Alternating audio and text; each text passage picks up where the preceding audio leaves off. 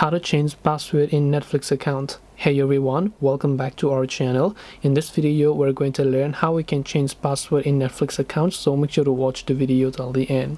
Now there are many ways to change your password on Netflix account. One thing that if you are logged in, you can do it from the app, but if you're not logged in, you can also simply go to netflix.com/account. So I repeat, go to netflix.com/your-account or account. I'll make sure to drop a direct link below. Then you'll land on this page where you'll find this little option that says change password. So all you have to do is just tap the change password option that you can find here. Then just make sure to enter your current password, then enter the new password, re-enter the new password, and if you want to sign out of all devices, you can select that.